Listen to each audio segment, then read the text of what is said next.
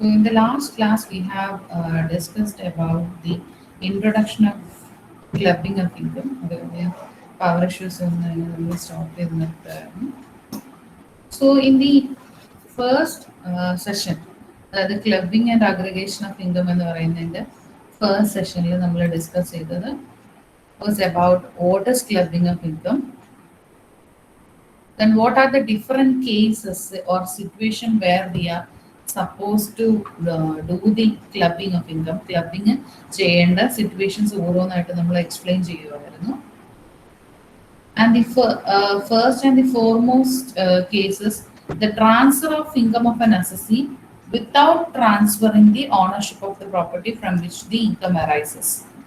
In the sense that ഏത് പ്രോപ്പർട്ടിന്നാണോ income arise ചെയ്യുന്നത് അതിൻ്റെ ഓണർഷിപ്പ് ട്രാൻസ്ഫർ ചെയ്യാതെ you are only transferring the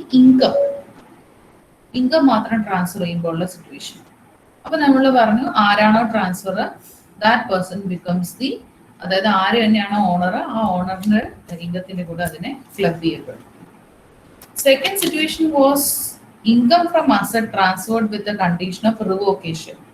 പിന്നീട് തിരികെ ട്രാൻസ്ഫർ ചെയ്യും എന്നുള്ള ഒരു കണ്ടീഷനോട് കൂടി നമ്മൾ ഏതെങ്കിലും ഒരു അസറ്റിന്റെ income from asset is transfer with a condition of revocable transfer, അല്ലെങ്കിൽ നമുക്ക് അതിന് ഷോർട്ടായിട്ട് റിവോക്കബിൾ ട്രാൻസ്ഫർ എന്ന് വേണമെങ്കിൽ പറയാം. ഈ റിവോക്കബിൾ ട്രാൻസ്ഫറിന്റെ കേസിലൊക്കെ ഒരു ക്ലോസ് വെച്ചിട്ട് നമ്മൾ ട്രാൻസ്ഫർ ചെയ്യും. അതാണ് ഈ പറഞ്ഞിരിക്കുന്ന സിറ്റുവേഷൻ. ഇപ്പോ നമ്മൾ അതിനന്ന് എക്സാമ്പിൾ പറഞ്ഞതെന്ന് പറഞ്ഞു കഴിഞ്ഞാൽ, when you are or a partner of a firm sells is building to the firm. Partner building ഫേമിന് കൊടുക്കുന്നു. At the time of dissolution firm ആ ബിൽഡിംഗ് പാർട്ട്ണറിന് തിരികെ കൊടുക്കുന്നു എന്ന കണ്ടീഷനോട് കൂടി, അല്ലെങ്കിൽ ആ റിവോക്കബിലിറ്റിയോട് കൂടി the building is given by the partner to the firm. അപ്പോൾ in such a situation the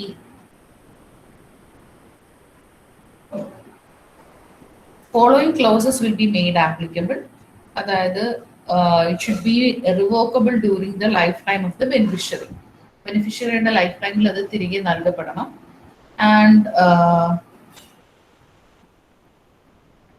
അതൊരു situation.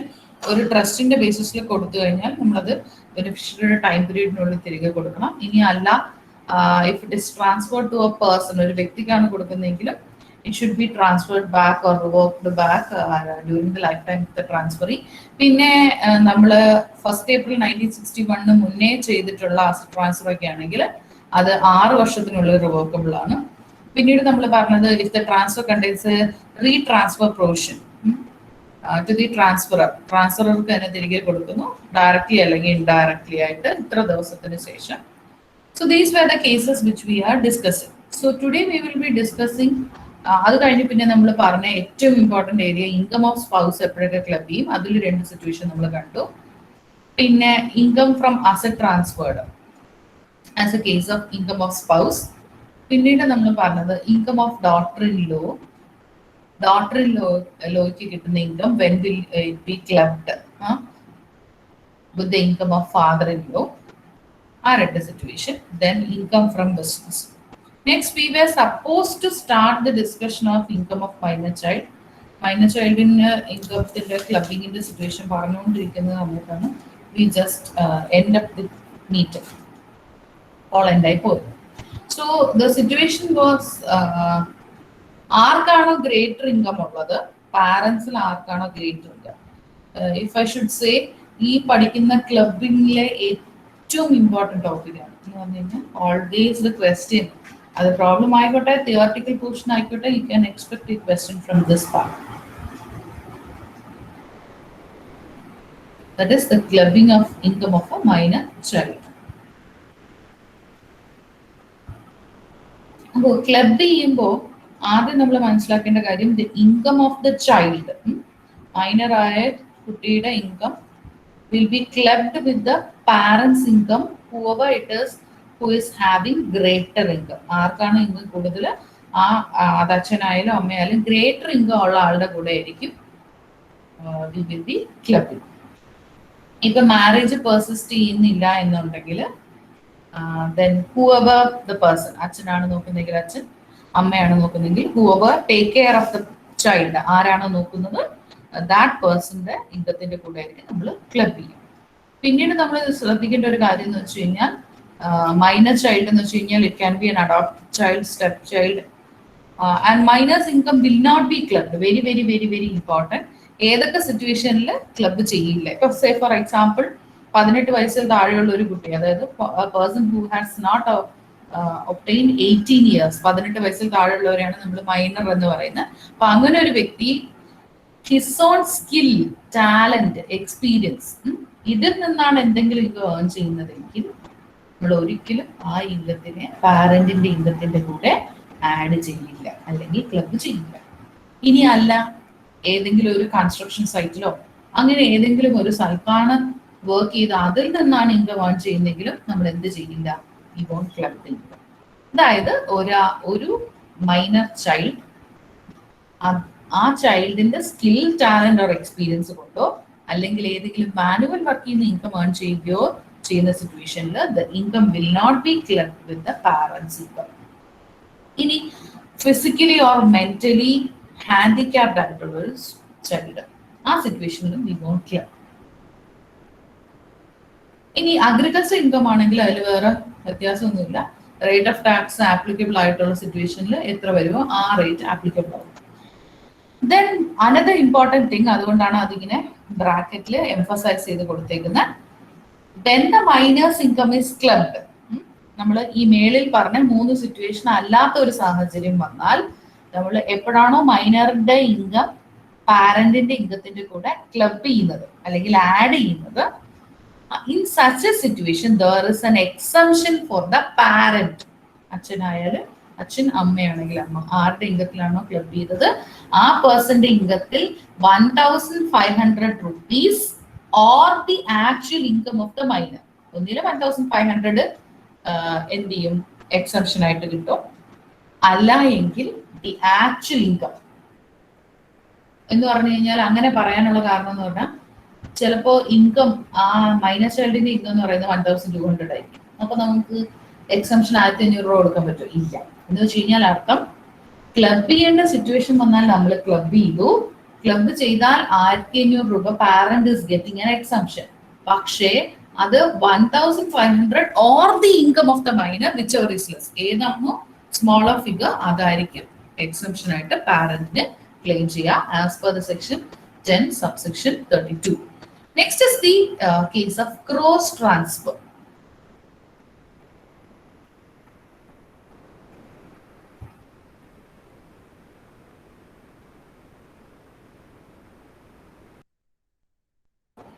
Cross transfers in the case of cross transfers എന്ന് വെച്ച് കഴിഞ്ഞാൽ, as the word says, there will be transfer between the parties.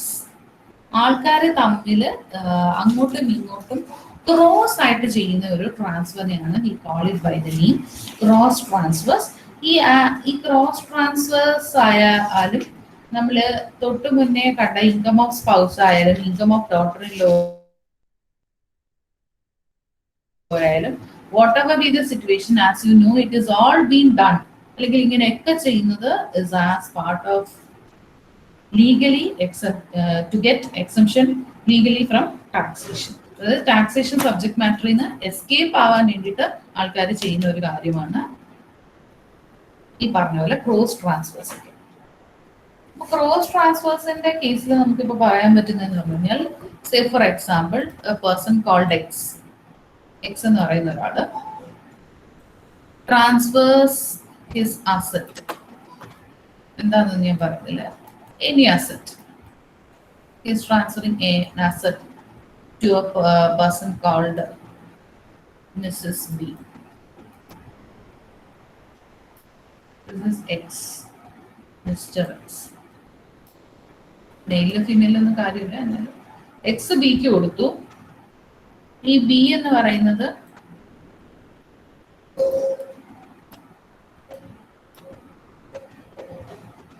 എയുടെ വൈഫാണ്. Okay,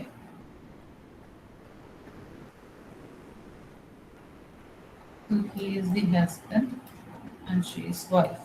okay, ഒരു നമ്മുടെ husband wife relationship.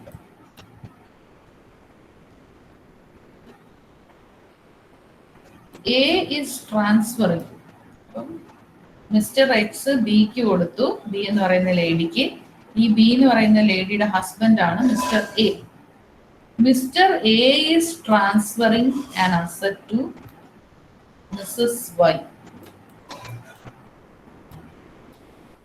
Okay, missus wife, Y എന്ന് പറയുന്നത് വൈഫാണ്.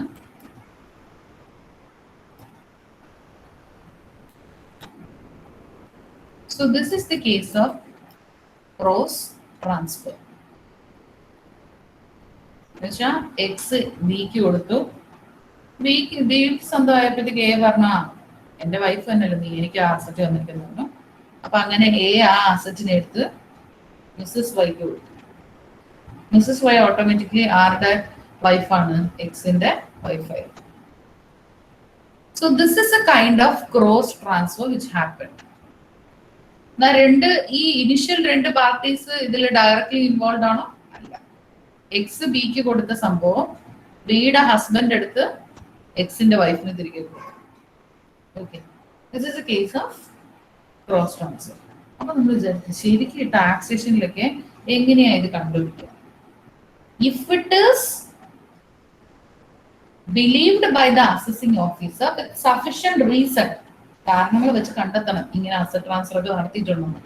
അങ്ങനെ സഫിഷ്യന്റ് റീസണോട് കൂടി അസസിംഗ് ഓഫീസർ ബിലീവ് ചെയ്താൽ ടാക്സ് വെട്ടിക്കാൻ വേണ്ടി ഇങ്ങനെ തമ്മിൽ ട്രാൻസ്ഫർ ചെയ്തിട്ടുണ്ട് എന്ന് മനസ്സിലാക്കി കഴിഞ്ഞാൽ the income will be clubbed to the income of the transferor. ഈ എക്സ് എന്ന് പറയുന്ന വ്യക്തിയുടെ ഇൻകത്തിലോട്ട് തന്നെ പോകും. കാരണം ഇവിടെ ഒന്നും ട്രാൻസ്ഫർ ചെയ്യപ്പെട്ടത് എന്തല്ല, asset not transferred, it was the income arised from the asset. Income ആണ് ട്രാൻസ്ഫർ ചെയ്ത് കളിച്ചോളൂ. പക്ഷേ ഇൻട്രസ്റ്റ് ആവാം, what ever be the thing, എല്ലാം ഇൻകം ഫ്രം ദ അസറ്റ് ആണ് നമുക്ക് എന്ത് ചെയ്യപ്പെടുന്നത്, എല്ലാവരും ട്രാൻസ്ഫർ ചെയ്യും. അസറ്റ്സ് ട്രാൻസ്ഫർ ചെയ്യുമ്പോൾ അതിന്റെ കൂട്ടത്തിൽ എന്ത് പോകും? Automatically income will also be transfer. അപ്പൊ അങ്ങനെ ആ ഇൻകം ഏൺ ചെയ്യപ്പെടുമ്പോഴാണ് ശരിക്കും നമുക്ക് ഇങ്ങനെ ക്രോസ് ട്രാൻസ്ഫേഴ്സ് നടന്നു എന്ന് മനസ്സിലാക്കാൻ പറ്റുന്നത്. എന്ന് വെച്ചാൽ ഈവൻ ദോ ഇനിഷ്യലി എക്സ് ബിക്ക് കൊടുത്തത് ഒരു അസറ്റ് ആണെങ്കിലും, ഒരു ഡിബഞ്ചറോ അങ്ങനെ എന്തെങ്കിലും ആയിക്കോട്ടെ, അങ്ങനെ എന്തെങ്കിലും ആണെങ്കിൽ പോലും ആ പർട്ടിക്കുലർ 6 months കൂടുമ്പോൾ അല്ലെങ്കിൽ whatever be the time of accruing interest assessing ഓഫീസറിന് ഉറപ്പായിട്ടും കണ്ടുപിടിക്കാൻ പറ്റും. ഇങ്ങനെ ആ ഇൻട്രസ്റ്റ് കിട്ടുന്ന സമയം നോക്കി എക്സ് ബിക്ക് കൊടുത്തിട്ടുണ്ട്, എ എടുത്ത് അതിനെ തിരിച്ച് വൈക്ക് കൊടുത്തിട്ടുണ്ട്. ചില ഫിലിംസിലൊക്കെ എന്താണ് ഇൻകം ടാക്സ് റെയ്ഡ് വരുമ്പോ ഈ പറഞ്ഞ പോലെ ചില സംഭവങ്ങളൊക്കെ ഒരു വീട്ടിൽ നിന്ന് മറ്റൊരു വീട്ടിലേക്ക് ഷിഫ്റ്റ് ചെയ്യും. അതൊക്കെ ഇതിന്റെ കേസ് എന്ന് വെച്ചാൽ നമ്മൾ ഓണർഷിപ്പ് അല്ല, അറ്റ് ദ ടൈം ഓഫ് എന്താണ് inspection or at the time of raid the property was in the hand of another person എന്നുള്ള രീതിയിൽ നമുക്ക് ടാക്സ് മാറ്റാൻ വേണ്ടിയിട്ടാണ് ഈ ഒരു രീതിയിൽ ചെയ്യുന്നത്. ഇനി അടുത്ത സിറ്റുവേഷൻ എന്ന് പറഞ്ഞാൽ income from A converted property. എന്ന് വെച്ച് കഴിഞ്ഞാൽ ഇവിടെ കൺവേർട്ടഡ് പ്രോപ്പർട്ടി എന്ന് പറയുന്നത് ഒരാളുടെ കയ്യിൽ സ്വന്തമായി കൈവശം വെച്ചിരുന്ന ഒരു സ്ഥലം. അതായത് ഒരു ഹിന്ദു അൺഡിവൈഡഡ് ഫാമിലിയില് അല്ലെങ്കിൽ ഒരു joint family, large joint Hindu ഫാമിലിയിൽ ഉണ്ടായിരുന്ന ഒരു property which is believed that ആ HUF-ന് ഹിന്ദു അൺഡിവൈഡഡ് ഫാമിലിയുടെ ബെനിഫിറ്റിന് വേണ്ടിയാണ് വെച്ചിരുന്നത്. അതായത് അങ്ങനെ നമ്മൾ ട്രാൻസ്ഫർ ചെയ്ത് കൊടുക്കാം. ഇപ്പൊ സേ ഫോർ എക്സാമ്പിൾ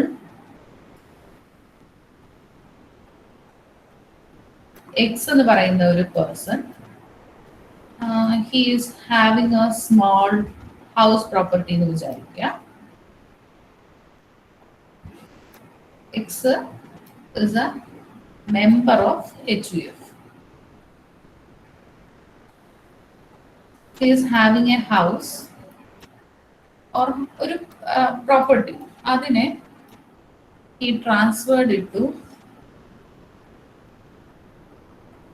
വെറുതെ ജസ്റ്റ് ആ ഹിന്ദു ഫാമിലി, വലിയ ഗ്രൂപ്പ് ഓഫ് ഹിന്ദു ഫാമിലി, അവരുടെ പേര് LMC ഇടുവാണ്, അങ്ങനെയല്ല. അപ്പം അങ്ങനെ ഒരു ഗ്രൂപ്പിലോട്ട് ട്രാൻസ്ഫർ ചെയ്യപ്പെട്ടു.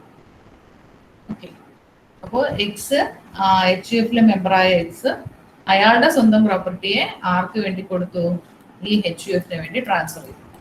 അതായത് HUF-ലോട്ട് ട്രാൻസ്ഫർ ചെയ്യുമ്പോൾ ഒരാളുടെ ബെനിഫിറ്റ് അല്ല, കോമൺ ബെനിഫിറ്റിന് വേണ്ടിയിട്ടാണ് അങ്ങനെ ചെയ്യുന്നത്. ഇങ്ങനത്തെ പ്രോപ്പർട്ടീനെ നമ്മൾ വിളിക്കുന്ന പേരാണ് converted property. Converted property. What is converted property? ഒരാൾ അയാളുടെ സ്വന്തം പ്രോപ്പർട്ടി എന്ന് വെച്ചാൽ സ്വന്തം പേരിൽ എക്സ് എന്ന് പറയുന്ന ഒരു ഇൻഡിവിജ്വലിന്റെ പേരിൽ ഉണ്ടായിരുന്ന സെൽഫ് പ്രോപ്പർട്ടീനെ നമ്മൾ HUF-ന്റെ ബെനിഫിറ്റിലേക്ക് വേണ്ടിയിട്ട് ട്രാൻസ്ഫർ ചെയ്തു. And if any income is arised from such a converted property will be clubbed with the income of the transferor. അതായത് ട്രാൻസ്ഫറർ ആയ എക്സിന്റെ ഇൻകത്തിലോട്ട് ക്ലബ് ചെയ്യും. ട്രാൻസ്ഫറർ ഇസ് എക്സ് ആണ്. ആൻഡ് HUF-ന് ടാക്സബിലിറ്റി ഒന്നും വരില്ല. Okay. And it is from the date 31st December 1969. നമ്മൾ year ഒന്നും ഓർത്തെടുക്കാൻ പറ്റിയില്ലെങ്കിൽ തെറ്റിക്കരുത്. അതുകൊണ്ട് എഴുതുമ്പോൾ പെർഫെക്റ്റ് ആയിട്ട് എഴുതണം. അപ്പൊ അത്രയൊന്നും ഓർത്തില്ലേലും പ്രസന്റ് ഇങ്ങനെയാണ് ഹാപ്പൻ ചെയ്യുന്നത്. എന്ന് വെച്ചാൽ ഒരാൾക്ക് കുറച്ച് സ്ഥലം ഉണ്ടായിരുന്നു, അത് അയാളുടെ സ്വന്തം പേരിൽ ഉണ്ടായിരുന്ന സ്ഥലം LMC എന്ന് പറയുന്ന ഒരു HUF ആണെന്ന് വിചാരിക്കുക, അവർക്ക് കൊടുത്തു. അപ്പൊ സെൽഫ് പ്രോപ്പർട്ടി കോമൺ ബെനിഫിറ്റിന് വേണ്ടി കൊടുത്താൽ പിന്നീട് നമ്മൾ ആ പ്രോപ്പർട്ടി വിളിക്കുന്ന പേരാണ് കൺവേർട്ടഡ് പ്രോപ്പർട്ടി.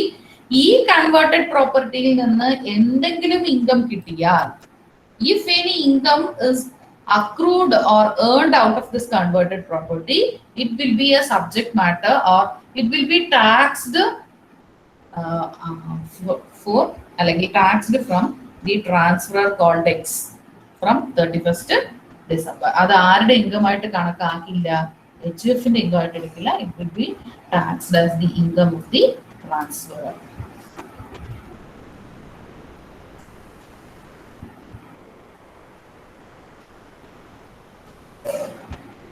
ഇനി ഇതിപ്പോ ഇൻകത്തിന്റെ കേസ്, ഇൻകം തന്നെ ആയിരിക്കണമെന്നില്ല, ചിലപ്പോൾ എന്തെങ്കിലും ലോസ് വന്ന സിറ്റുവേഷനും വരാം. ലോസ് വന്നാലും ഇതുപോലെ തന്നെ ആർക്ക് സെറ്റ് ഓഫ് ചെയ്യാം? It can be set off by the X itself.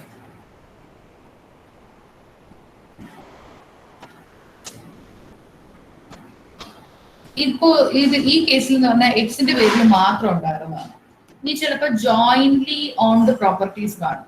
എന്നുവെച്ചാൽ എക്സിന് ഒരു ബ്രദറും കൂടെ ഉണ്ടെന്ന് വിചാരിക്കാം, ഇസഡ് എന്നാണ് പേര്.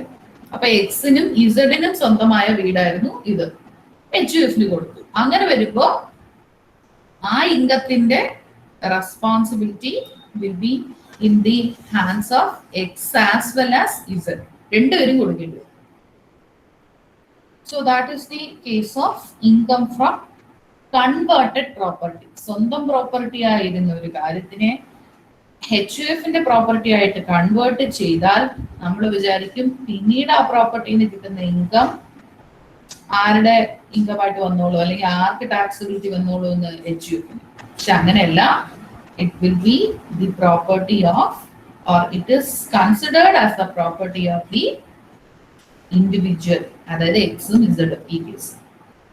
So this is the second last case, and the last one of clubbing provision, the last situation എന്ന് പറയുന്നത് is the ബിനാമി transaction. ബിനാമി എന്ന് പറഞ്ഞാൽ നമുക്കറിയാം റിയൽ ആയിട്ടൊരു എക്സിസ്റ്റൻസ് ഇല്ലാത്ത ഒരു വ്യക്തിയാണ്. അപ്പൊ ഒരാൾക്ക് പകരം അല്ലെങ്കിൽ ഒരു നോൺ എക്സിസ്റ്റന്റ് ആയിട്ടുള്ള ഒരു പേഴ്സൺ വെച്ച് നമ്മൾ ഒരു ട്രാൻസാക്ഷനിലേക്ക് എൻ്റർ ചെയ്യുമ്പോൾ that is a case of Binami transaction. And the person to whom such transaction is entered is called the Binamida. ഇപ്പൊ അസസിക്ക് മനസ്സിലാവുകയാണ് particular transaction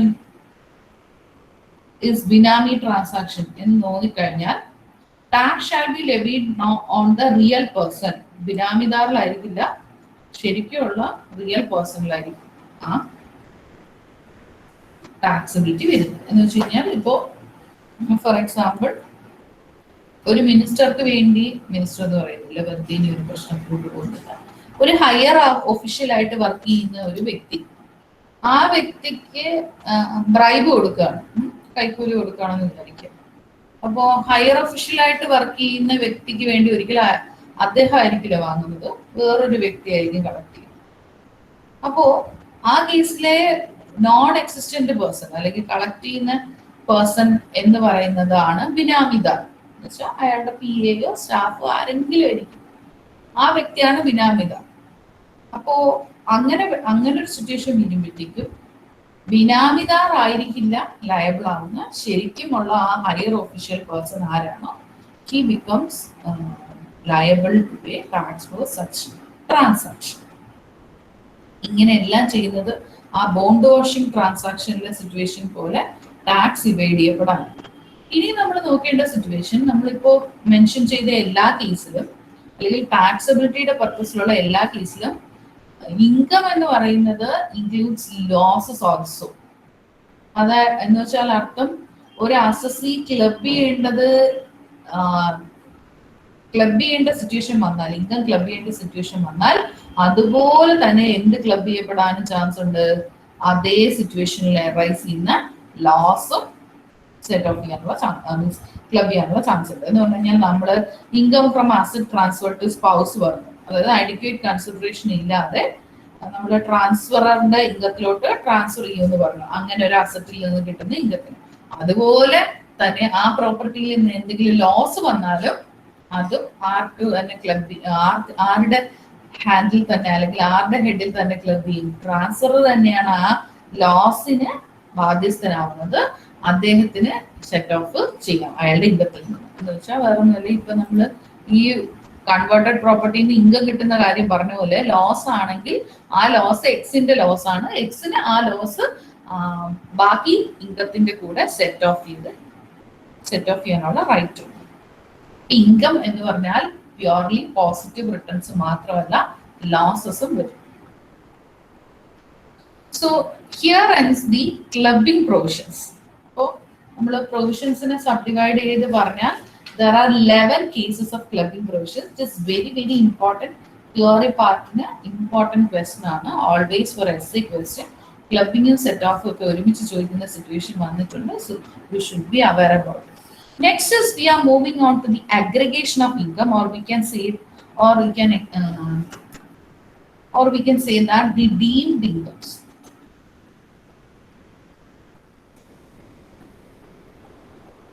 correct tax liability, ഒരു പേഴ്സന്റെ പ്രീവിയസ് ഇയറിലുള്ള ടാക്സ് ലൈബിലിറ്റി പെർഫെക്റ്റ് ആയിട്ട് calculate ചെയ്യാൻ വേണ്ടിയിട്ട് we will add up the following items with the total income.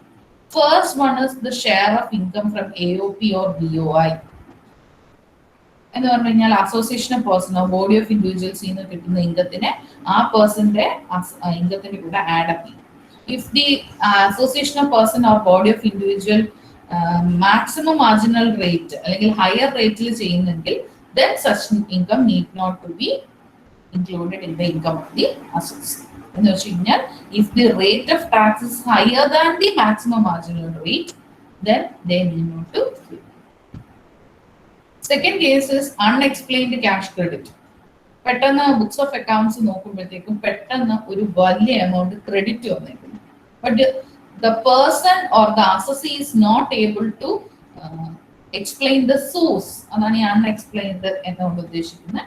അപ്പൊ അങ്ങനെ എന്തെങ്കിലും ക്യാഷ് ക്രെഡിറ്റോ കാര്യങ്ങളോ വന്നിട്ടുണ്ടെങ്കിൽ അതിനെ ഏത് പേഴ്സൺ ആണോ ക്രെഡിറ്റ് ആയിരിക്കുന്നത്, അതായത് ഏതൊരു വ്യക്തിക്കാണോ അങ്ങനെ ഒരു ക്രെഡിറ്റ് വന്നേക്കുന്നത് അയാളുടെ ഇൻകം ആയിട്ട് കൺസിഡർ ചെയ്യും. Then third situation of deemed income is unrecorded and unexplained investment.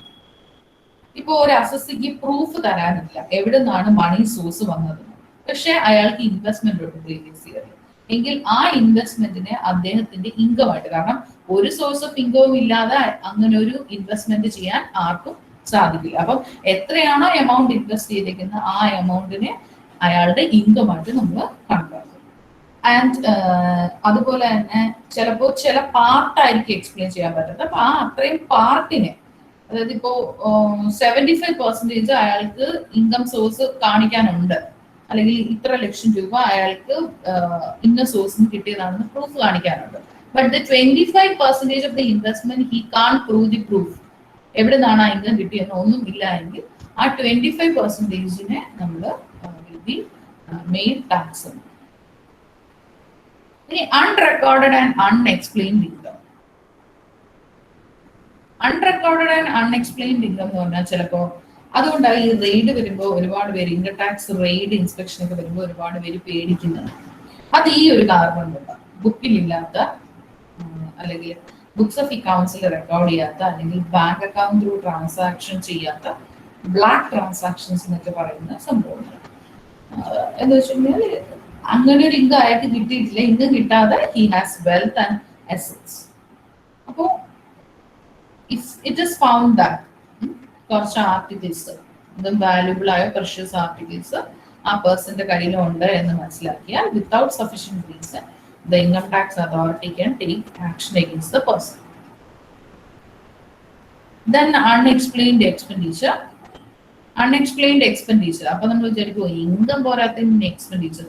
Income, investment, assets, expenditure എന്ത് തന്നെ കാര്യമാണെങ്കിലും അൺഎക്സ്പ്ലെയിൻഡ് ആണെങ്കിൽ, that is if satisfactory explanation is not getting from the satisfactory explanation is not received from the assessee. Assessee പറയുന്നതിൽ നിന്നും തൃപ്തരായ അല്ല എങ്കിൽ, if the assessing officer feels that he had made some wrong malpractices or something to earn such income or investment or asset or to meet an expenditure. സാധാരണക്കാരനായ ഒരു വ്യക്തി ഒരു മാസം 10 flight യാത്രയൊക്കെ ചെയ്യും. ആരായാലും ചിന്തിക്കും ഇവൻ എവിടെ നിന്നാണ് അപ്പൊ പൈസ കിട്ടുന്നത്?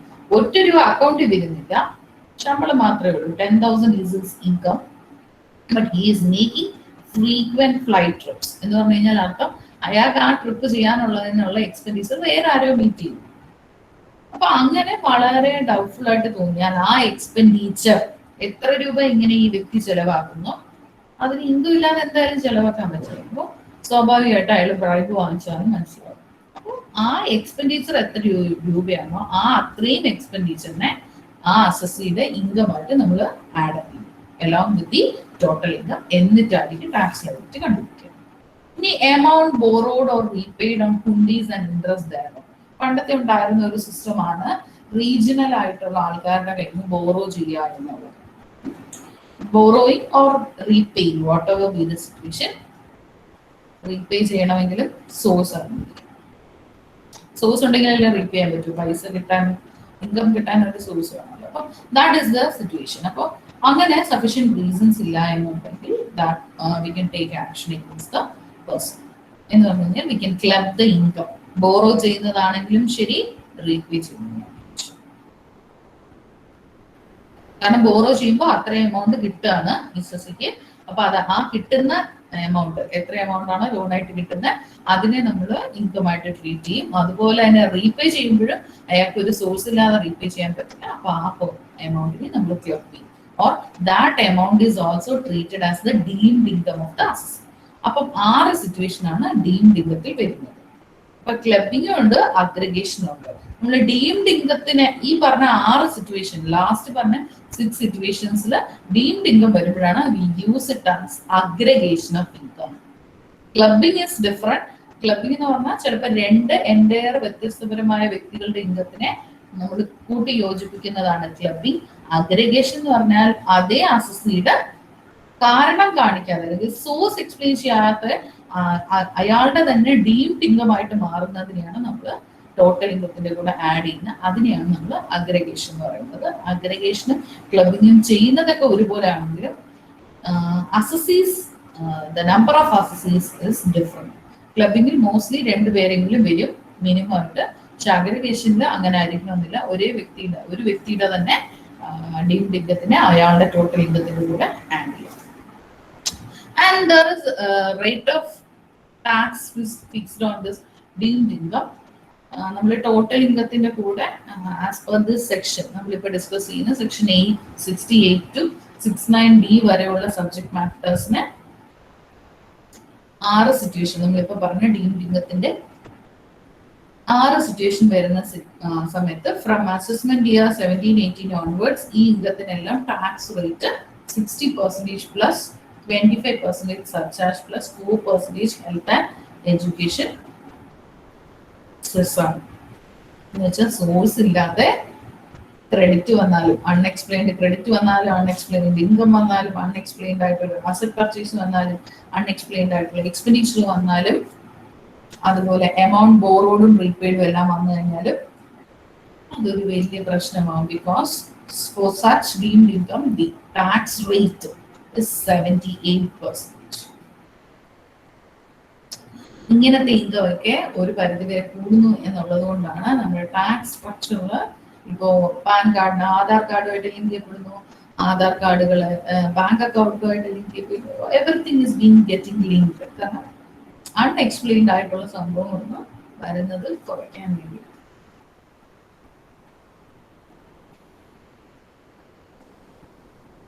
So hereafter we will go see one by one questions to discuss here.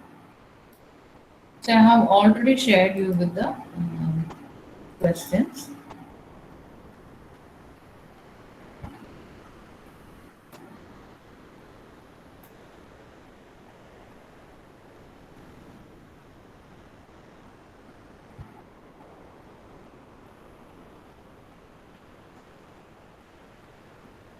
So in the first question, on 1st June 2010, Mr. Mishra purchased and gifted some jewelry worth rupees 5 lakh to his wife, Mrs.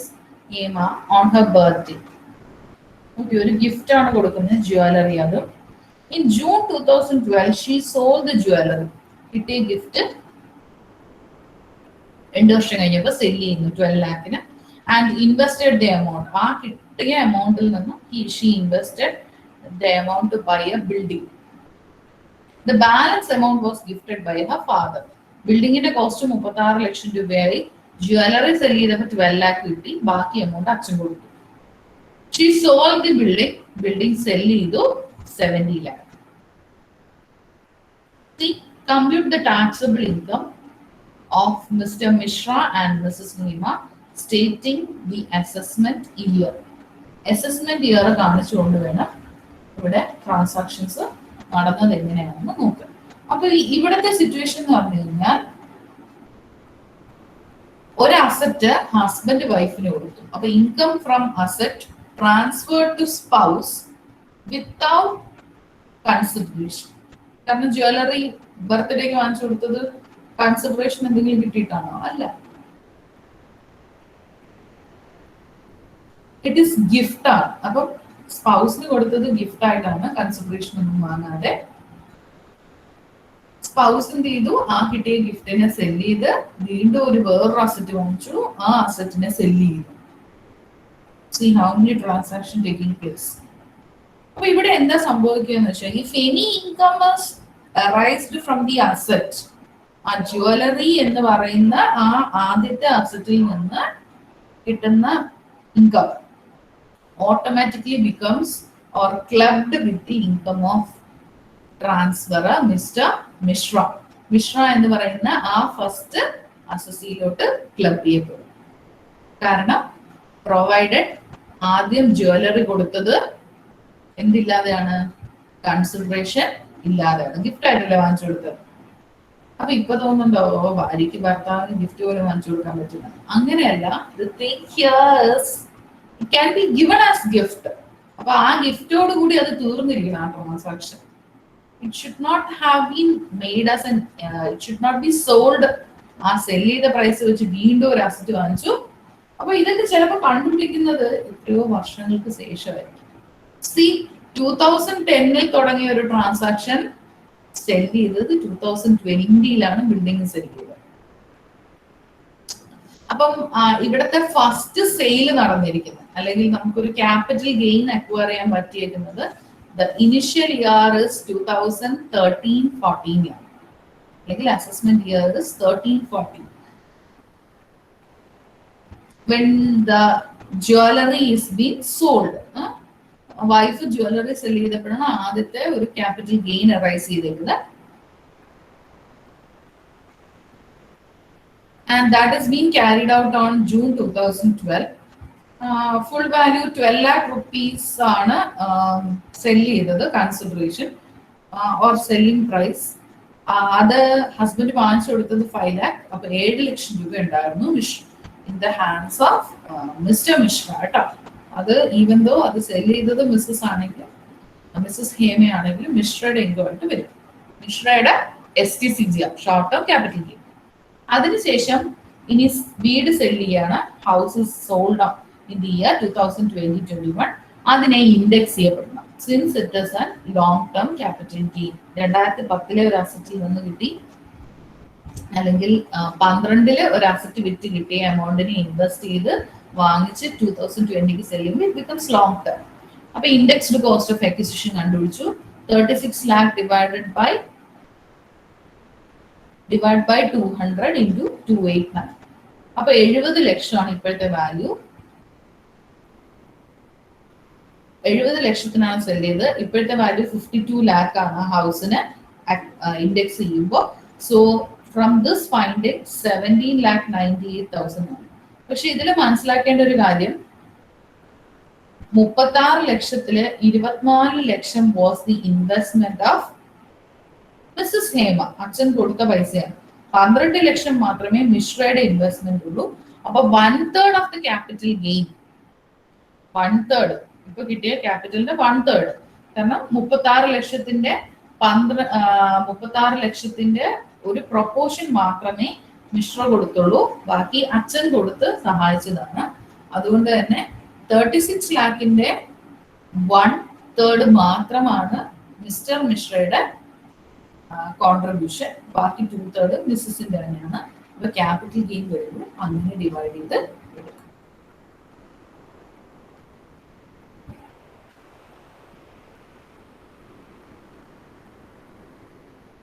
ഇവിടെ ആരുടെ income മാത്രമേ club ചെയ്ത് പെട്ടുള്ളൂ? ഈ ആദ്യത്തെ കേസിലെ ജ്വല്ലറിയുടെ income മാത്രമേ club ചെയ്യപ്പെടുള്ളൂ. കാരണം ജ്വല്ലറിയുടേതാണ് Mishra consideration ഇല്ലാതെ മിസ്സസിന് കൊടുത്തത്. സെക്കൻഡ് കേസ് ബിൽഡിങ്ങിന്റെ കേസ് വരുമ്പോൾ മിശ്രയുടെ ഇൻകത്തിനോട് നമ്മൾ ക്ലബ് ചെയ്യില്ല. കാരണം ബിൽഡിങ് ആരുടെ സബ്ജക്ട് മാറ്റർ അല്ല, അല്ലെങ്കിൽ ആര് കൺസിഡറേഷൻ കൊടുത്ത് വാങ്ങിയതല്ല, മിശ്ര കൊടുത്ത് വാങ്ങിച്ചതല്ല. It's been bought by Mrs Hema. Hope this case is clear to all. ആർക്കെങ്കിലും ഡൗട്ട് ഉണ്ടെങ്കിൽ ചോദിക്കാം. Otherwise we will move on to the next question.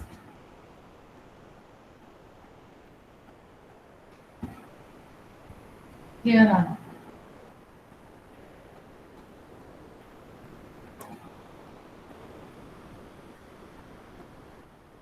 Okay.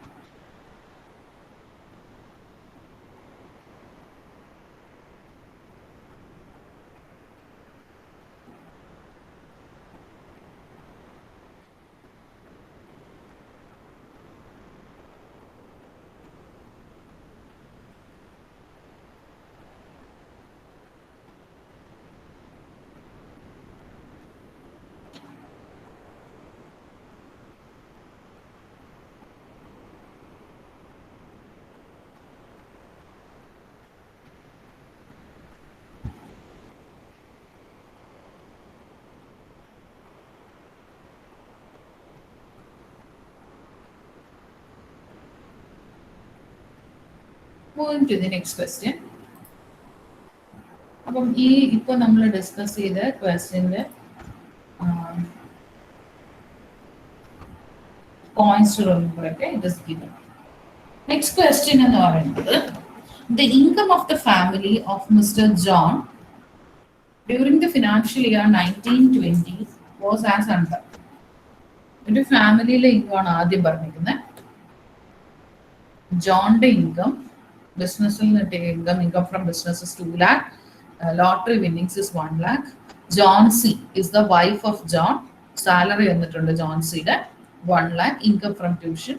Jain is the minor son of John, minor son ആയി Jane. Interest and bank deposit, remuneration for acting in film. Okay, അപ്പൊ skill, personal skill, talent ഒക്കെ വന്നു കഴിഞ്ഞാൽ നമ്മൾ എന്ത് ചെയ്യാൻ പാടില്ല? Remuneration for acting in the film എന്ന് പറയുന്നത് ആരുടെ തന്നെ ഇൻകം ആയിട്ട് എടുക്കുള്ളൂ?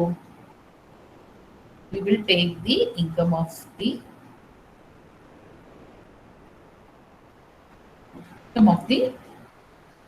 minor son ആയിട്ട് എടുത്തിട്ട്. ഇനി അതുപോലെ ആദ്യത്തെ income, interest on bank deposit, അത് നമ്മൾ ക്ലബ് ചെയ്യും. ആരുടെ കൂടെ ക്ലബ് ചെയ്യുന്നുള്ളത് നമുക്ക് ചെയ്ത് നോക്കിയാലേ. അതായത് ജോൺ അച്ഛൻ, ജോൺ സി മദർ, ഇതിൽ ആരുടെ ഇൻകം ആണോ ഗ്രേറ്റർ അവരുടെ കൂടെ ആയിരിക്കും ക്ലബ് ചെയ്യപ്പെടും. അപ്പൊ ഇൻട്രസ്റ്റ് ഓൺ ബാങ്ക് ഡെപ്പോസിറ്റ് എന്ന് പറയുന്ന ഐറ്റം നമ്മൾ ക്ലബ് ചെയ്യും, ആരുടെ കൂടെ എന്നുള്ളത് ചെയ്തു നോക്കണം. ഇനി fourth cases Joel physically handicapped minus. അപ്പൊ നമ്മൾ പറഞ്ഞു income of physically handicapped minor ചൈൽഡിൻ്റെത് നമ്മൾ ഒരിക്കലും ക്ലബ് ചെയ്യില്ല. ഓക്കെ, ജോയലിന്റെ ഇൻകം അത് നമ്മൾ അങ്ങനെ തന്നെ ആസ് സച്ച് വിൽ ടേക്ക്.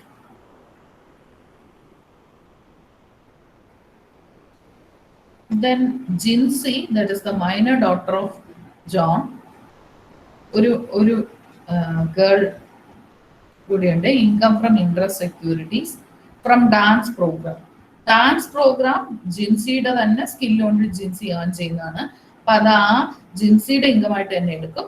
പക്ഷെ income from interest securities club ചെയ്യപ്പെടും, പ്രൊവൈഡഡ് ആരുടെ ഇൻകം ആണോ കൂടുതൽ.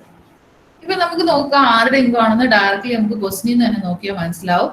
2 ലക്ഷം രൂപ ജോണിന് income from business, lottery winning other ഹെഡിൽ എടുക്കും, means other income from other സോഴ്സിൽ എടുക്കും. ഇപ്പൊ 3 ലാക്ക് ജോണിന്റെ ഇൻകം. വൈഫ് അമ്മയുടെ ഇൻകം ഈ സിറ്റുവേഷനിൽ മദറിന്റെ ഇൻകം എന്ന് പറയുന്നത് income from salary 1 lakh, income from tuition other സോഴ്സിൽ എടുക്കും 50,000. അപ്പൊ ഈ സിറ്റുവേഷനിൽ യു ക്യാൻ എവിഡന്റ്ലി സി ഫാദറിന്റെ ഇൻകം 3 ലാക്കും മദറിന്റെ ഇൻകം 1,50,000. അപ്പൊ ഇതിൽ ഇൻകം കൂടുതൽ ആർക്കാണ്? ഫാദറായ ജോണിനാണ് ഇൻകം കൂടുതൽ. അപ്പൊ നമ്മൾ പറഞ്ഞ മൈനർ ചിൽഡ്രൻസിന്റെ ഇൻകം ക്ലബ് ചെയ്യേണ്ടതല്ല ആരുടെ ഇൻകത്തിന്റെ കൂടെയാണ്? അച്ഛന്റെ ഫാദറായ ജോണിന്റെ ഇൻകത്തിന്റെ കൂടെയാണ് നമ്മൾ ക്ലബ് ചെയ്യേണ്ടത്. ഇങ്ങനെ ക്ലബ് ചെയ്യുമ്പോൾ നമ്മൾ പറഞ്ഞിട്ടുണ്ടായിരുന്നു നേരത്തെ when we are discussing the theory part, the person to whom the income is being clubbed ഒന്നിലെ മൈനർ ചൈൽഡിന്റെ ഇൻകം ആക്ച്വൽ ഇൻകം അല്ലെങ്കിൽ 1,500 പെർ ചൈൽഡ് ആണ് കേട്ടോ, ഒരു കുട്ടിക്കാണ് കിട്ടുക. അപ്പൊ ഇവിടെ 2 പേരുടെ ആഡ് ചെയ്യുന്നുണ്ടെങ്കിൽ 2 പേർക്ക് വീതം കിട്ടും. either 1,500 into 2 അല്ലെങ്കിൽ അവർക്ക് ആക്ച്വലി കിട്ടുന്ന ഇൻകം അത് എക്സംഷൻ ആയിട്ട് കൊടുക്കും. So we can see the answer of that question.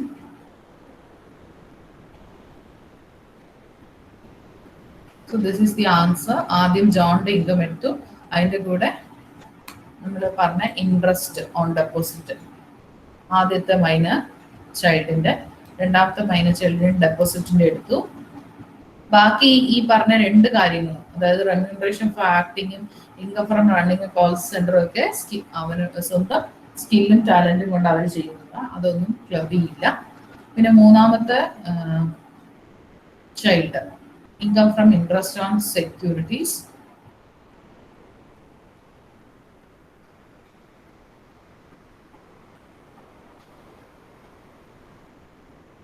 Second കേസിൽ നമ്മൾ ക്ലബ് ചെയ്യില്ല ബിക്കോസ് ഇറ്റ് ഇസ് ഫിസിക്കലി ഹാൻഡിക്യാപ്. അപ്പൊ ജെയിൻ്റെതും ജിൻസിയുടെയാണ് നമ്മൾ ക്ലബ് ചെയ്യുന്നത്. ഡാൻസ് പ്രോഗ്രാമിന് റൺ ചെയ്യുന്നത് സ്കില്ല് കൊണ്ട് ഏൺ ചെയ്യുന്നതായിട്ട് ക്ലബ് ചെയ്തില്ല. അപ്പം ജെയിൻ്റെയും ജിൻസിയുടേതും income is clubbed along with the income of John. അതിന് എക്സെപ്ഷനും ക്ലെയിം ചെയ്യാം. പിന്നെ ബാക്കി എല്ലാവരുടെയും ക്ലബ് ചെയ്യാത്ത ബാക്കി ഇൻകം, വൈഫിൻ്റെത് 1 lakh plus 50,000 ആഡ് ചെയ്തെടുത്തു ജോൺസിയുടെ. ജെയിൻ്റെത് ക്ലബ് ചെയ്യാത്ത ഇൻകം എന്ന് പറഞ്ഞാൽ ആക്ടിങ് ഫ്രം ഫിലിം ആണ്, അപ്പൊ അത് ഇൻഡിവിജ്വൽ, അതായത് ജെയിൻ്റെ ഇൻകം ആയിട്ട് തന്നെ എടുക്കും. ജോയലിൻ്റെത് ഒരു ഫിസിക്കലി ഹാൻഡിക്യാപ്ഡ് ആയിട്ട് full amount that person's income ആയിട്ട് തന്നെ എടുക്കും. ജിൻസിയുടെ ഇൻകം ഫ്രം ഡാൻസ് പ്രോഗ്രാം ജിൻസിയുടെ ഇൻകം ആയിട്ട് എടുക്കും. ഈ പെർട്ടിക്കുലർ ക്വസ്റ്റ്യനിൽ നിന്ന് നമുക്ക് മനസ്സിലാക്കേണ്ട points to remember. If you have any doubts from this question you can ask.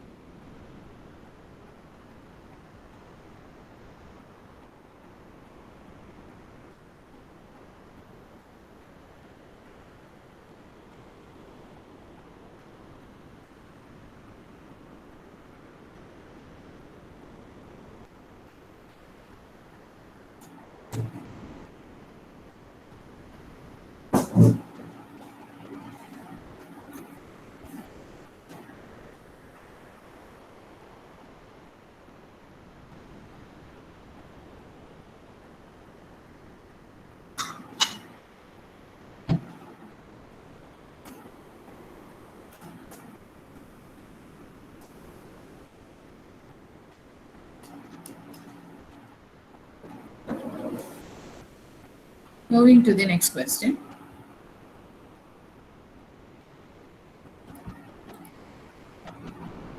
Third question. Income of a family is again given. Mr. A from business 3 lakh. Mrs. A salary from a school 1,60,000. Income of family. Father and mother. X minus son of Mr. A, rupees 40,000 from a company. ഒരു കമ്പനിയിൽ നിന്ന് കിട്ടിയതാണ് interest on debenture gross amount for investment receive from his grandfather. Whatever be the case, സ്വന്തം സ്കില്ലും എക്സ്പെർട്ടൈസും കൊണ്ടൊന്നും അല്ല. ഇപ്പൊ ഗ്രാൻഡ് ഫാദർ കൊടുത്തു, ഗ്രാൻഡ് മദർ കൊടുത്തു, ആ എമൗണ്ട് കൊണ്ട് ഇൻവെസ്റ്റ് ചെയ്ത് കിട്ടുന്ന ഇൻട്രസ്റ്റ് ആണെങ്കിൽ പോലും that is not earned out of his own skill and knowledge or expertise. അങ്ങനെ അല്ലാത്തടത്തോളം കാലം ഈ 40,000 റുപ്പീസ് ആർക്കാണോ ഇൻകം കൂടുതൽ പാരന്റിന് അവരുടെ കൂടെ ക്ലബ് ചെയ്യും. നമുക്ക് ഡയറക്ട്ലി കാണാം, വേറെ ഐറ്റം ഒന്നും ഇല്ലാത്തതുകൊണ്ട് നമുക്ക് എവിഡൻ്റ്ലി കാണാൻ പറ്റുന്നത് Mr A is having more income 3 lakh, Mrs എക്ക് 1,60,000 ഉള്ളു. അപ്പം ഇവിടെ മൈനർ സണ്ണായ എക്സിന്റെ ഇൻകം 40,000 എയുടെ കൂടെ നമ്മൾ ക്ലബ് ചെയ്യും. ഇനി നാലാമത്തെ case, Y another minor son of Mr A rupees 1 lakh from acting in film. അത് സ്വന്തം സ്കിൽ കൊണ്ട് കിട്ടുന്നത്, അത് ക്ലബ് ചെയ്യില്ല. അത് ആരുടെ ഇൻകം ആയിട്ട് തന്നെ എടുക്കും? വൈയുടെ സ്വന്തം ഇൻകം ആയിട്ട് തന്നെ എടുക്കും. 5 lakh റുപ്പീസ് ലോട്ടറി വിന്നിങ് എടുത്തു. ആ ലോട്ടറി വിന്നിങ് ഒക്കെ ഫാദറിന്റെ കൂടെ നമ്മൾ ആഡ് ചെയ്യും. എങ്ങനെയാണ് അല്ലെങ്കിൽ എങ്ങനെയാണ് ആ പൈസ കണ്ടുപിടിച്ച് ലോട്ടറി വാങ്ങിച്ചത് എന്നുള്ളതൊന്നും കാര്യമല്ല. It is immaterial. From where that minor child got the fund for purchasing the ticket and all, അതൊന്നും നമുക്കിവിടെ വാലിഡ് ആയ റീസൺ അല്ല. ആകെ നോക്കേണ്ട എത്ര കാര്യമുള്ളൂ, his own skill, talent, expertise ഒക്കെ കൊണ്ട് നേടുന്നതാണെങ്കിൽ മാത്രം, അല്ലെങ്കിൽ ഒരു മാനുവൽ വർക്ക് ചെയ്തിട്ട് കിട്ടുന്നത്, ആ സിറ്റുവേഷനിലൊന്നും നിങ്ങൾ ക്ലബ് ചെയ്യുക. അല്ലാത്ത ഏത് സിറ്റുവേഷൻ, അല്ലെങ്കിൽ ഒരു ഫിസിക്കലി ചാലഞ്ച്ഡ് ആയിട്ടുള്ള ഒരാളായിരിക്കണം. അല്ലാത്ത ഏത് സിറ്റുവേഷനിലാണെങ്കിലും we will club the income with the income of the parent having greater income. ഇനി അടുത്ത സിറ്റുവേഷൻ എന്ന് പറഞ്ഞു കഴിഞ്ഞാൽ, Z another minor daughter of Mr A rupees 10,000 from bank deposit. അതും ആരുടെ കൂടെ ഓട്ടോമാറ്റിക്കലി ക്ലബ് ചെയ്യപ്പെടും? മിസ്റ്റർ എയുടെ കൂടെ. P major son of Mr A rupees 50,000 from business. ഈ മേജർ ആയിട്ടുള്ള ഒരാളുടെ കാര്യം നമ്മുടെ സബ്ജക്ട് മാറ്ററേ അല്ല. മൈനർ ചൈൽഡ് ആണെങ്കിൽ മാത്രമേ നമുക്ക് പ്രൊവിഷൻ വരത്തുള്ളൂ ക്ലബിങ്ങിൽ. അപ്പം ദി ഫൈനൽ പാർട്ട് ക്വസ്റ്റനിൽ പറയുന്നത്, during the year Mr A transferred a building worth rupees 5 lakh to his wife on her birthday. Okay, അപ്പോൾ ഒരു അസറ്റ് ട്രാൻസ്ഫർ ചെയ്തു. From the property she got rent. Income from asset transfer. Transfer ചെയ്ത അസറ്റിൽ നിന്ന് കിട്ടുന്ന income. അപ്പൊ അങ്ങനെ transfer ചെയ്ത ബിൽഡിങ്ങിൽ നിന്നും she is earning A rent 5,000 രൂപ 11 മാസമായിട്ട്. ഷീ പെയ്ഡ് മുനിസിപ്പൽ ടാക്സ് കൊടുത്തിട്ടുണ്ട് ആ ബിൽഡിങ്ങിന്, റിപ്പയർസ് ഒക്കെ മീറ്റ് ചെയ്തിട്ടുണ്ട്. But in this situation the income from house property, കാരണം ഹസ്ബൻഡായ എ മിസ്സസ് എക്ക് കൊടുത്തിട്ടുള്ളത് വിത്തൗട്ട് എനി കൺസിഡറേഷൻ ആണ്. ഇൻകം അസറ്റ് ട്രാൻസ്ഫർ ചെയ്തു, പക്ഷെ അതിന്റെ ഇൻകവും കിട്ടിയിട്ടുണ്ട് എക്ക്, മിസ്സസ് എക്ക്. പക്ഷെ വിത്തൗട്ട് അഡീക്വേറ്റ് കൺസിഡറേഷൻ ആയിട്ടുള്ള ട്രാൻസ്ഫർ ആയതുകൊണ്ട് ഈ കിട്ടിയ റെന്റ് ആരുടെ ഇൻകം ആയിട്ട് തന്നെ വരും? മിസ്സസ് എയുടെ ഇൻകം അല്ല. It becomes the income of Mr A. അതിപ്പോ we have to calculate the income from house property. അത് എത്രയാണ്, ഡിഡക്ഷൻ ഒക്കെ പോയിട്ടുള്ള ഇൻകം ആയിരിക്കും അവിടെ വരുന്നത്. ഇവിടെ സ്റ്റാൻഡേർഡ് റെന്റും അങ്ങനത്തെ കാര്യങ്ങളൊന്നും തന്നിട്ടില്ല. Only the actual rent is given 5,000 into 11, അപ്പോൾ 55,000. That 55,000 becomes the gross annual value. പിന്നെ മുനിസിപ്പൽ ടാക്സ് മാത്രമേ നമുക്ക് ഡിഡക്ട് ചെയ്യാൻ പറ്റൂ, റിപ്പയർ ഒന്നും ഡിഡക്ട് ചെയ്യാൻ പറ്റില്ല. അപ്പോൾ gross annual value 55,000, 5,000 municipal tax. 50,000 ആയിരിക്കും നെറ്റ് ആനുവൽ വാല്യൂ അല്ലെങ്കിൽ ആനുവൽ വാല്യൂ. അതിന്റെ 30% സ്റ്റാൻഡേർഡ് ഡിഡക്ഷൻ പോകും. പോയിട്ട് ബാക്കി amount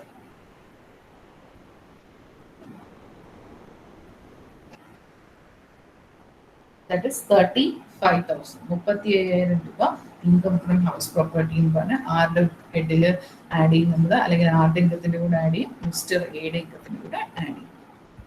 so this is the way in which you have to do. ആദ്യം എയുടെ തന്നെ ഇൻകം എഴുതും, പിന്നെ ആരുടെയൊക്കെ ഇൻകം ആണോ ആഡ് ചെയ്യുന്ന എയുടെ ഇൻകത്തിന്റെ കൂടെ അതിനെ എല്ലാം ആഡ് ചെയ്യുക. ഇവിടെ 3 കുട്ടികളുടെ ഇൻകവും ആരുടെ കൂടെ ക്ലബ് ചെയ്തിട്ടുണ്ട്, എയുടെ കൂടെ ക്ലബ് ചെയ്തിട്ടുണ്ട്. അപ്പൊ ഫൈനലി ഏതൊക്കെ ഇൻകം ക്ലബ് ചെയ്യണോ അല്ലെങ്കിൽ ആഡപ്പ് ചെയ്യണോ അതെല്ലാം ആഡപ്പ് ചെയ്തതിനു ശേഷം 1,500 റുപ്പീസ് വെച്ചിട്ട്, കാരണം ആക്ച്വലി നമുക്ക് ഇവിടെ ഒരിക്കലും കുറയ്ക്കാൻ പറ്റില്ല, കാരണം ഇവിടെ ആക്ച്വലി ഒരുപാട് വലിയ എമൗണ്ട് ആണ് ക്ലബ് ചെയ്യപ്പെട്ടിരിക്കുന്നത്. Actual amount or 1,500 whichever is less ആണ് എക്സംഷൻ ആയിട്ട് കിട്ടും. അപ്പോൾ എയുടെ ടോട്ടൽ ഇൻകം കിട്ടും. പിന്നെ മിസ്സസ് എക്ക് മാത്രമായി കിട്ടിക്കൊണ്ടിരുന്ന സ്കൂളിൽ നിന്ന് കിട്ടിയ 1,60,000, അതുപോലെ മൈനർ ചിൽഡ്രൻസിന് അവരുടെ സ്കില്ലും എക്സ്പെർട്ടൈസും കാരണം കിട്ടിക്കൊണ്ടിരുന്ന ഇൻകം സെപ്പറേറ്റ് ആയിട്ട് അവരുടേതായിട്ട് കിട്ടും.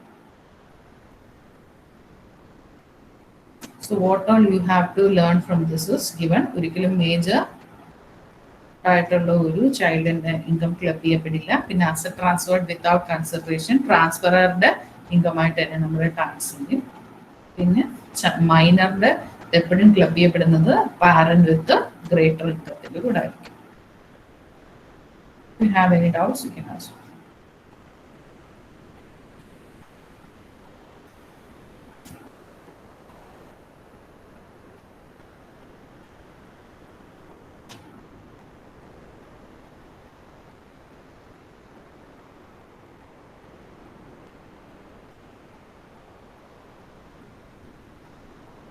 In most of the cases, it will be seen that അല്ലെങ്കിൽ മിക്ക ക്വസ്റ്റ്യൻ എടുത്താലും ഈ ഒരു മൈനർ ചൈൽഡിന്റെ ഇൻകം ക്ലബ് ചെയ്യുന്നത് ഒരു ക്വസ്റ്റ്യൻ എപ്പോഴും പ്രതീക്ഷിക്കാം. Only in the case means നമുക്ക് ക്വസ്റ്റ്യൻ ആയിട്ട് മാത്രമല്ല അല്ലാതെ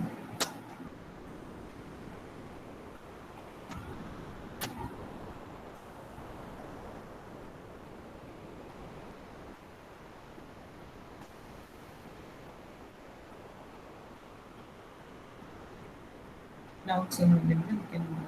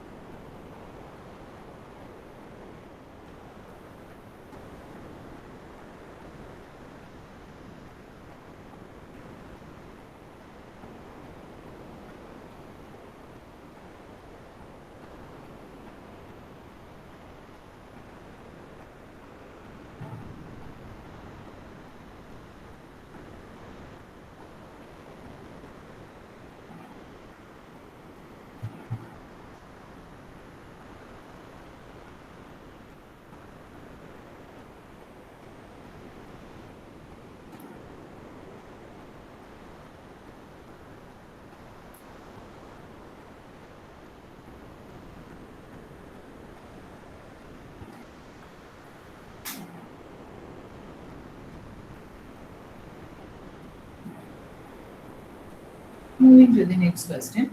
That is, Mr. Pradap is a manager of the company. He furnishes the following details. Mr. Pradap transferred a property worth rupees 3 lakh to his son's minor child in 2016. Minor child in a transfer ചെയ്യുന്ന the income accrued to the child from the property was 50,000 during the year. അപ്പോൾ transfer ചെയ്തു 3 ലക്ഷം രൂപ worth ഉള്ള ഒരു property, അതിൽ നിന്നും accrue ചെയ്ത income 50,000. Then second situation എന്ന് പറയുന്നത്, അപ്പം ഈ പറഞ്ഞ സിറ്റുവേഷനിൽ കിട്ടിയ ഇൻകം, കാരണം പ്രതാപ് 3 ലക്ഷം രൂപ വരുന്ന പ്രോപ്പർട്ടി ട്രാൻസ്ഫർ ചെയ്തിരിക്കുന്ന സൺസ് മൈനർ ചൈൽഡിലോട്ടാണ്. അപ്പോൾ ആരുടെ ഇൻകം ആയിട്ട് തന്നെ വരും? ഇത് മിസ്റ്റർ പ്രതാപിന്റെ ഇൻകം ആയിട്ട് തന്നെ ക്ലബ് ചെയ്യപ്പെടും. Then he transferred a property worth 2 lakh to his son's wife, daughter-in-law. The income accrued ആ പ്രോപ്പർട്ടി, അതായത് ഈവൻ ദോ ഡോട്ടർ ഇൻ ലോയ്ക്കാണ് ഇൻകം കിട്ടുന്നതെങ്കിലും income will be clubbed with the Pratap's income. Then Mr. Pratap is a member of Hindu undivided family and he transferred his personal property. ഇതാണ് നമ്മൾ income from converted property എന്ന് പറഞ്ഞാൽ നമ്മൾ ഇന്ന് തിയറിയിൽ discuss ചെയ്ത കാര്യം. അതായത് 1 ലക്ഷം രൂപ വർത്ത് ആയിട്ടുള്ള സ്വന്തം പ്രോപ്പർട്ടിനെ HUF കൊടുക്കുന്നു, 1 രൂപ പോലും HUFന്റെ കയ്യിൽ നിന്ന് വാങ്ങാതെ. അപ്പൊ അങ്ങനെ വരുമ്പോൾ ആ ഫാമിലി പ്രോപ്പർട്ടിന് കിട്ടുന്ന income 20,000 will be clubbed in the hand, അല്ലെങ്കിൽ clubbed under the heading or clubbed together with the income of Mr. Pratap. ഇത് കൂടാതെ മിസ്റ്റർ പ്രതാപിനുള്ള ഇൻകം തന്നിട്ടുണ്ട്. അപ്പൊ അത് ഇൻകം എല്ലാം നമ്മൾ പണ്ട് എഴുതുന്ന പോലെ ടോട്ടൽ ഇൻകം കമ്പ്യൂട്ട് ചെയ്യുന്ന പോലെ income from salary, income from house property, we will all write ഓരോ ഹെഡ് വൈസ് നമ്മൾ എഴുതും. We will find out the gross total income. പിന്നെ ക്ലബ് ചെയ്യേണ്ട ഇൻകം ഏതൊക്കെയാണോ നമ്മൾ from the starting from the first case till the third case. ആദ്യത്തെ കേസിൽ ഒരു 50,000, രണ്ടാമത്തെ കേസിൽ ഡോട്ടർ ഇൻ ലോയ്ക്ക് കിട്ടിയ 30,000, പിന്നെ HUFന് ഏൺ ചെയ്ത എമൗണ്ട്, ഇതെല്ലാം ആഡ് ചെയ്യും.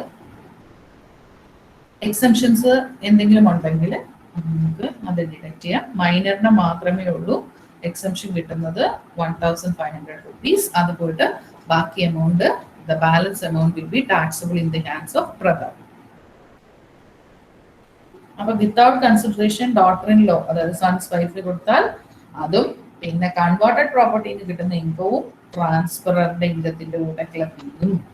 പിന്നെ നമ്മൾ തൊട്ട് മുന്നത്തെ ഇന്നത്തെ മീൻസ് ക്വസ്റ്റ്യൻ പഠിച്ച പോലെ തന്നെ, if minor child's income is clubbed, minor child earn an income with earn an income without their own skill, അതായത് അവരുടെ സ്കില്ലോ എക്സ്പെർട്ടൈസോ അല്ലാത്ത കാരണത്താൽ ഏൺ ചെയ്യുവാണെങ്കിൽ that will be surely added up with the parent who is having greater income. If you have any doubts, you can ask me.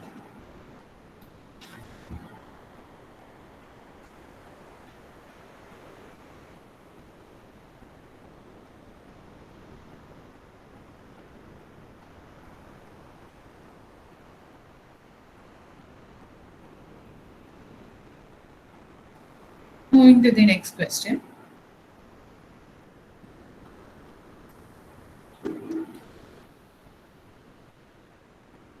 Business income of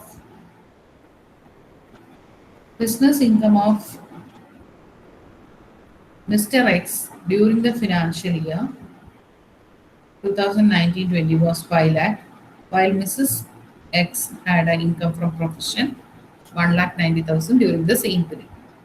Okay, അപ്പോൾ father and മദറിന്റെ income, they have 2 minor children A and B. Income of A and B from stage shows. Stage show എന്ന് പറഞ്ഞാൽ അവരുടെ skill കൊണ്ട്, personal talent കൊണ്ട് കിട്ടുന്നതാണ്. So you should not club it. അത് അവരുടെ ഇൻകം ആയിട്ട് തന്നെ എടുക്കും. Besides interest on company deposits ഒക്കെ will be clubbed. That is 30,000.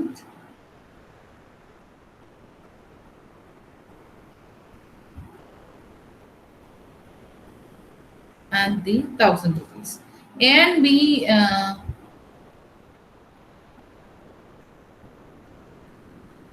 and B have received the following gift. അപ്പൊ ഇവിടെ നിങ്ങൾ നോക്കിയാൽ അറിയാം, നമ്മൾക്ക് ക്വസ്റ്റിനെ പറഞ്ഞു ആദ്യം സ്റ്റേജ് ഷോയിൽ കുറച്ച് എമൗണ്ട് കിട്ടി. അപ്പൊ അതിനെ നമ്മൾ പറഞ്ഞു എയുടെയും ബിയുടെയും ഇൻകമായിട്ട് തന്നെ എടുത്തു. പിന്നീട് പറയുന്നത് they had made deposits in certain companies.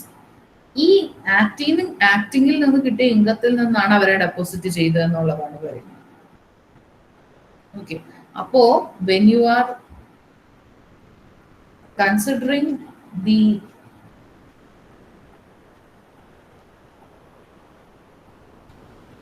amount to be clubbed, you have to take care of this. അതായത് ഞാൻ ആ ഒരു പെർട്ടിക്കുലർ സിറ്റുവേഷൻ പറയുമ്പോഴത്തേക്ക് പറയാം. We continue first. A and B have received the following gift. They had received gift received by A from his grandfather. Gift from relative is not taxable. കാരണം B is receiving the gift from the relative. Grand എന്ന് പറയുന്നത് near റിലേറ്റീവിൻ്റെ നിന്നാണ്, അപ്പോൾ അത് taxable ആക്കത്തില്ല. On 14th September, gift received by A 60,000 from Mr X's friend. റിലേറ്റീവിൽ നിന്നാണെങ്കിൽ okay, otherwise it will be added. And ₹35,000 from maternal uncle. Relative എടുക്കില്ല. Find out the income of Mr X, Mrs X, A and B for the year 1920.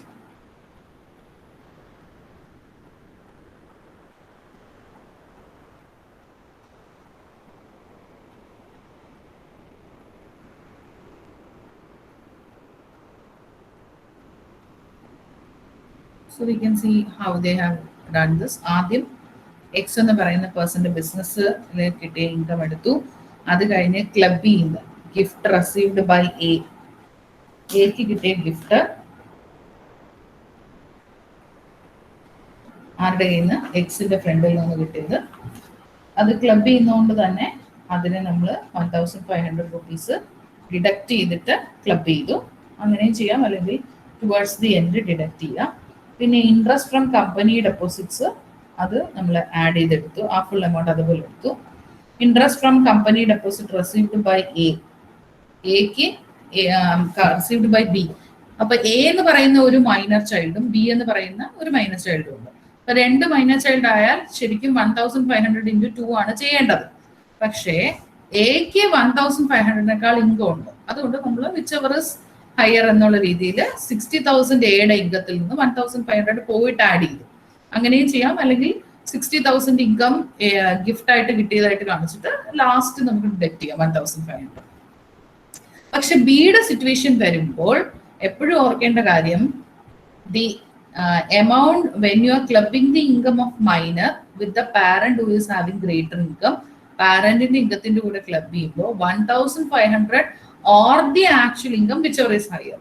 കാരണം ഇവിടെ 1,500 tax rules പ്രകാരം പറയുന്നുണ്ട്, but the actual income earned by B is only 1,000.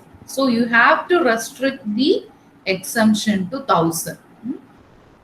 only the income earned is 1,000. ഡെപ്പോസിറ്റിൽ നിന്ന് കിട്ടിയ earn ചെയ്ത income 1,000 ആണ്. അപ്പോൾ the exemption should be restricted to 1,000. അപ്പോൾ എമൗണ്ട് അവിടെ നില്ലായിട്ട് വരും. ദെൻ ആഡ് ചെയ്യുക എക്സിന്റെ ഇൻകം. പിന്നെ മിസ്സസ് എക്സിന്റെ പ്രത്യേകിച്ച് ഒന്നും ചെയ്യാനില്ല, ക്ലബിംഗ് ഒന്നുമില്ല, പ്രൊഫഷണൽ ഇൻകം മാത്രം. പിന്നെ സ്റ്റേറ്റ് ഷോസ് നിന്ന് എക്കും ബിക്കും കിട്ടിയ ഇൻകം അവരവരുടെ ഇൻകം ആയിട്ട് നമ്മൾ എടുക്കും. If there is any doubt U can ask me.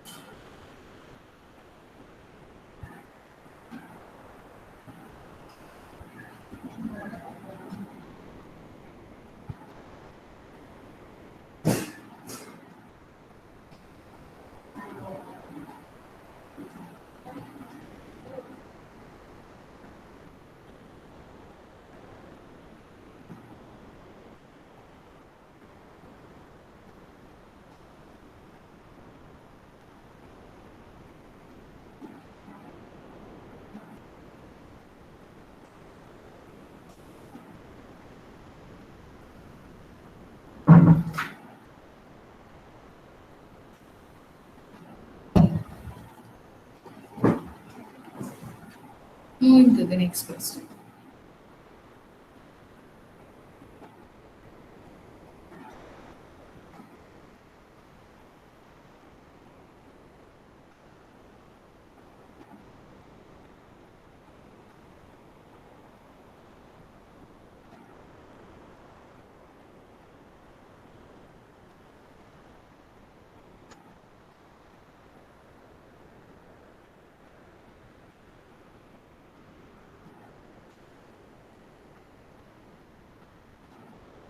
Mr. X gives the following particulars of the income of his family during the financial year 1920. Compute taxable income of Mr. X. Income from profession of Mr. X, 10 lakh rupees. X എന്ന് പറയുന്ന പേഴ്സന്റെ income. Salary income of Mrs. Wife. Miss Y, that is wife of Mr. X, 8 lakh. Income of minor daughter from different chess tournaments. So the chess tournaments എല്ലാം personal talent കൊണ്ട് കിട്ടുന്നതാണ് and it will not be claimed. Lottery winning by B, minor daughter. Lottery winning ഒക്കെ club ചെയ്യപ്പെടും. ഇതിനകത്ത് ഇപ്പോൾ എക്സിന്റെ income എന്ന് പറയുന്നത് 10 ലാക്ക്, വൈഡ് അത് 8 ലാക്കേ ഉള്ളൂ. അപ്പോൾ ഗ്രേറ്റർ ഇൻകം എക്സിന്റെ ആണ്. അപ്പൊ എക്സിന്റെ കൂടെ ബി എന്ന് പറയുന്ന ഡോട്ടറിന്റെ ഇൻകം ക്ലബ് ചെയ്യപ്പെടും. Then income from house property owned by C, minor daughter. ആരാണ് ഓൺ ചെയ്യുന്നെങ്കിലും അത് ക്ലബ് ചെയ്യപ്പെടും. Because it is not out of his or her skill, talent or expertise. Interest on bank deposit of D. D the bank deposit, same case we will club. Interest on debentures of E, major son in there. Major son in there. കിട്ടിയ interest ആണ്, അത് നമ്മൾ club ചെയ്യപ്പെടും. അപ്പൊ ബാക്കിയെല്ലാം add up ചെയ്യുക. അപ്പൊ add up ചെയ്യുന്നതെന്ന് പറഞ്ഞാൽ ബി എന്ന് പറയുന്ന ബി എന്ന് പറയുന്ന മൈനർ ഡോട്ടറിന്റെ income 50,000, C minor daughter 60,000, D minus 40,000. അപ്പൊ 3 പേരുടെ ഇൻകം ക്ലബ് ചെയ്യപ്പെടും. അപ്പൊ ഫൈനലി ക്ലബ് ചെയ്തതിന് ശേഷം 1,500 rupees വെച്ച് into 3 you can give us a reduction.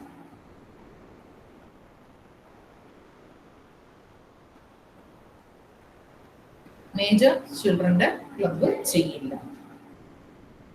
So if any doubts you can ask me.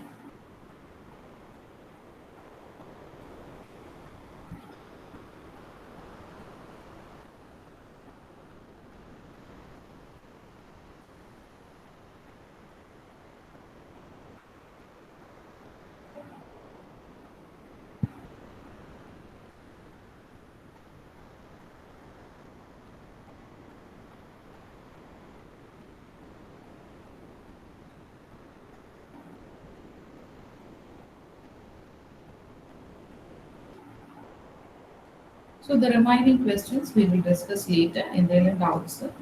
With regard to today's session, if you have any doubts, you can ask me. Otherwise, we will wind up today.